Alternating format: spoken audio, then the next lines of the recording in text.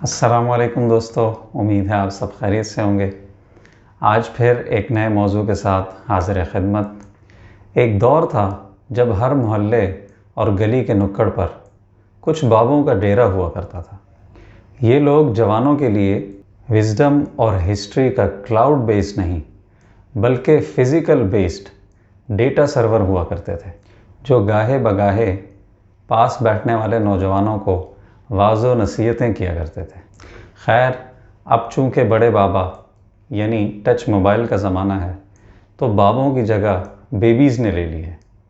البتہ ایسے ہی ایک بابے سے میری ملاقات اس وقت ہوئی جب میں ہری پور کے ایک اندرونی علاقے میں مٹر گشتی کر رہا تھا۔ میں نے بابا سے سوال کیا، بابا جی یہ کیا ماجرا ہے؟ دنیا میں جتنے بھی برانڈز ہیں سب کے سب اکثر و بیشتر غیر مسلموں کے ہیں۔ Coca Cola, Pepsi, Rolls Royce, Emporio Armani, حتیٰ کہ کٹر سے کٹر مسلم اپنے ملک میں بیٹھا برانڈڈ چیزوں کو خریدنے میں ترجیح رکھتا ہے اور اپنے ملک کی چیزوں پر پیسہ لگانے سے کتراتا ہے۔ رزق کا وعدہ تو ہمارے لیے تھا، پھر یہ غیر مسلموں پر اتنی مہربانی کیوں؟ بابا جی نے میرا سوال ختم ہوتے ہی ایک دم سے باچھیں کھولیں اور اسی لمحے مجھے اندازہ ہوا کہ بابا کے اوپر نیچے کے کل ملا کر 4-5 دانت ہی بچے ہیں۔ بابا جی بولے، بیٹا سن اور یاد رکھ، بزنس کا تعلق رنگ و نسل، مذہب یا دین سے نہیں، وہ تو رب العالمین ہے پگلے، وہ تو سب کو دیتا ہے۔ مگر تو دکان کا نام تو اللہ والی ملک شاپ رکھ لے، مگر دودھ میں پانی ڈبو ڈبو کر اس کی مخلوق کو دے تو ایسی دکان یا بزنس دکان کی حد تک تو رہ سکتا ہے لیکن کبھی انڈسٹری نہیں بن سکتا۔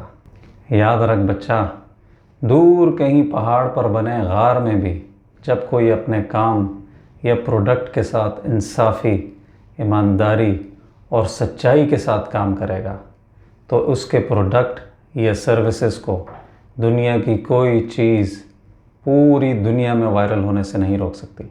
زمین پر رہ رہ کر اندھے ہو گئے تم لوگ، کبھی ٹائم ملے تو آسمان پر نظر ڈالنا، یہ چلتے بادل تمہیں ایک بڑے نظام کی موجودگی کا ثبوت دیتے نظر آئیں گے۔